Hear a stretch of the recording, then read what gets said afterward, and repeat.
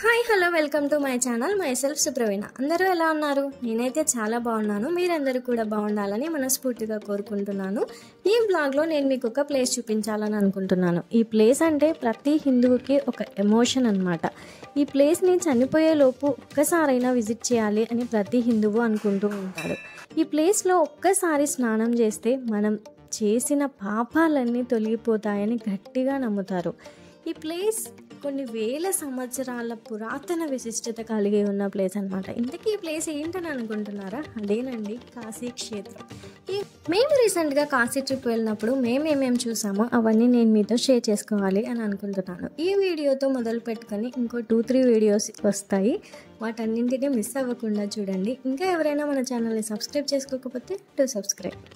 ఇదైతే first day అనమాట. మేమందరం రెడీ అయ్యి గంగా నది తీరానికి అయితే వెళ్తున్నాము. మీరు ఇక్కడ చూడొచ్చు. ఇక్కడ చూస్తే ఒక చిన్న సందు కనిపిస్తుంది కదా. సో దాని నుంచి లోపలికి వెళ్తే మనం డైరెక్ట్గా గంగా నది తీరానికి అయితే వెళ్ళిపోతాము.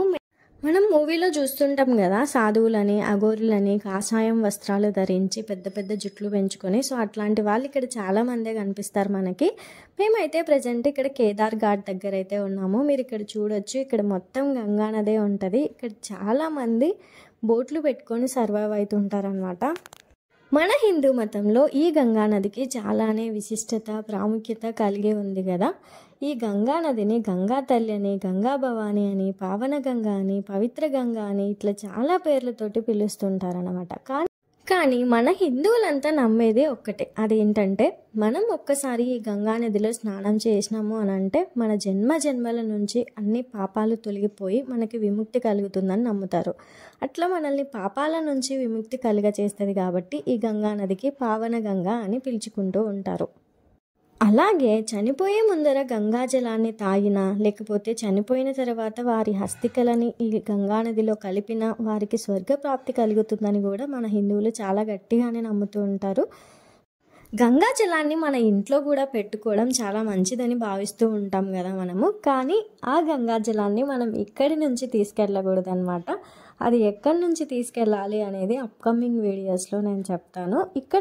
ఇప్పుడైతే మనం ఈ కేదారేశ్వర్ టెంపుల్లోకి అయితే వెళ్ళిపోదాం. లోపల ఎట్లుంటుంది అనేది కూడా నేను మీకు చూపిస్తాను. మేము వెళ్ళేటప్పటికైతే లోపల గర్భగుడి అయితే ఓపెన్ చేయలేదు. సో గర్భగుడికి పక్కన వెనకాల ఇంకా చిన్న చిన్న గుళ్ళు ఉండే. సో అవి మేము దర్శించుకున్నాం అనమాట. ఫస్ట్ మీరు ఎప్పుడైనా అబ్జర్వ్ చేశారా, మనం ఏదైనా ప్రసిద్ధి చెందిన శివాలయానికి వెళ్ళినట్లయితే గర్భగుడిలో ఉన్న శివలింగం కాకుండా చుట్టుపక్కల ఇట్లా చిన్న చిన్న శివాలయాలు ఉంటాయి. అగ్నిలింగం, వాయులింగం అట్లా. సో ఇక్కడ కూడా అలానే చిన్న చిన్న శివాలయాలు ఉండే. సో అవి దర్శించుకొని వాటితో పాటు అమ్మవారి టెంపుల్స్ కూడా ఉండే అనమాట. చిన్నగా పార్వతీ అమ్మవారిది, అన్నపూర్ణ ఇలా. సో అవన్నీ దర్శించుకున్నాము. ఇట్లా మేము అన్నీ తిరుగుతున్నప్పుడు ఏంటంటే ఒక అయ్య కనిపించాడనమాట మధ్యలో. ఆయన వినాయకుడికి గరిక సమర్పించి పూజ చేస్తుండే. సో ఆయన నాతో మా నాయనితో గుంజిళ్ళు తిప్పించాడు. అది నాకు ఇంకా చాలా బాగా గుర్తుంది.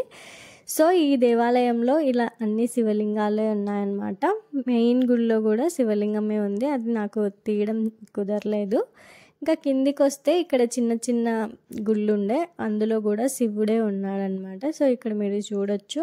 ఈ వీడియోలో కనిపిస్తున్న పాప పేరే నైని. ఈ పాప నాకు one of the favourite kid అనమాట. ఈ వీడియోలో నేను కనిపించిన ప్రతి క్లిప్పు నాకు తనే తీసింది. Thank you Naini. ఇవన్నీ దర్శించుకొని ఇక కిందికి వచ్చినట్లయితే మనం కాశీకి వచ్చినప్పుడు ఒక విషయాన్ని అయితే ఖచ్చితంగా చేయాలి అని అనుకుంటాం కదా. అదే మన ఫ్యామిలీలో వాళ్ళకి పిండ ప్రదానం చేయడం. సో అట్లా ఇక్కడ ఒక అయ్య చేపిస్తుండే అనమాట. ఇక్కడ స్పెషల్ ఏంటంటే అట్ ఏ టైం మీరు 5 మెంబర్స్కి అయితే పిండ ప్రదానం చేయొచ్చు. అది ఎట్లా అనంటే ఒకరు మన సిబ్లింగ్స్లో కానీ, ఇంకొకరు ఫ్రెండ్స్లో, ఇంకొకరు పేరెంట్స్లో, ఇట్లా ఒక 5 మెంబర్స్కి కలిపి ఒకటేసారి మీరు పిండ ప్రదానం అయితే చేయొచ్చు. అది నాకు ఇక్కడ చాలా కొత్తగా అనిపించింది. ఇంకొంచెం కిందికి వచ్చి నది లోపలికి వెళ్ళే పాటైతే ఇక్కడ ఇంకొక శివుడు ఉన్నాడు అనమాట. నాకు ఇక్కడ అర్థమైంది ఏంటంటే ఇక్కడ ఏ శివలింగం ఖాళీగా అయితే లేదు, పూజలతోటి నిండిపోయి భక్తుల కోరికలను వింటూ చాలా బిజీగా ఉన్నాడు శివుడైతే. సో రాయుల దైవత్వాన్ని వెతకడంలో మన హిందువుల తర్వాత ఎవరైనా అంతాశి అంటేనే శివుడు. సో ఇక్కడ మేమైతే బోటింగ్ చేసామన్నమాట. సో ఈ అద్భుతమైన సన్నివేశాలు మీకు కూడా చూపించాలని నాకు అనిపించింది. సో అందుకే నేను మీకు ఈ వీడియో షేర్ చేస్తున్నాను అనమాట. ఈ గంగా నది తీరం అంపడి చూసుకుంటే చాలానే ఘాట్స్ ఉన్నాయన్నమాట. నేను తెలుసుకున్న దాన్ని బట్టి ఏంటంటే 84 నుంచి 100 లోపల రకరకాల ఘాట్స్ ఉన్నాయి అని. ఘాట్ అంటే ఏంటి అని అంటే నది ఒడ్డు, నది తీరం అనే అర్థం వస్తుంది. దాన్నే హిందీలో ఘాట్ అని పిలుస్తూ ఉంటారు.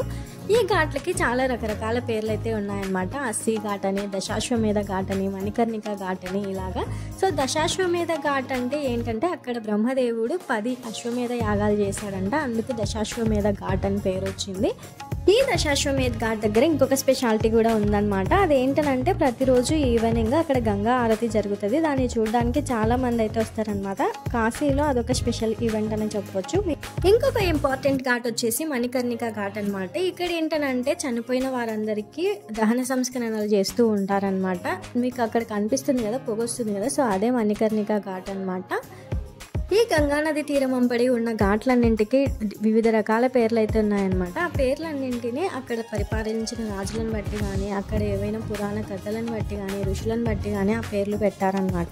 నేను ఇందాక చెప్పాను కదా ఈ గంగా జలాన్ని మనం ఇంటికి తెచ్చుకోకూడదు అని. దాని వెనకాల రీజన్ కూడా నేను మీకు ఇందులోనే చెప్పేస్తాను. అది ఎందుకు అనంటే ఈ నదీ తీరంలో ఎక్కువగా పిండ ప్రదానము, అస్థికలను కలపడము ఎక్కువగా జరుగుతుంటుంది కదా. అది చేసేదే ఆ ఆత్మలన్నింటికి స్వర్గప్రాప్తి కలగడం కోసం. అట్లా మనం ఈ నీటిని తెచ్చుకున్నాము అంటే ఆ ఆత్మల ప్రయాణానికి భంగం కలిగించిన వాళ్ళం అయిపోతామని అంట. సో అందుకే ఈ వాటర్ని తెచ్చుకోకూడదు. పైగా మనం ఈ వాటర్ని ఇంటికి తెచ్చుకునేదే మన ఇంట్లో ఉన్న దోషాలని పోగొట్టుకోవడం కోసం కదా. సో ఈ ఇంప్యూర్ వాటర్ని, అస్థికలు కలిపిన వాటర్ని దోషం పోగొట్టుకోవడానికి ఎట్లా వాడతాం చెప్పండి. Thank you for watching. Video నచ్చితే లైక్ చేయండి. మీకేమనిపించింది అనేది కామెంట్ చేయండి. ఛానల్ని ఖచ్చితంగా సబ్స్క్రైబ్ చేసేసుకోండి.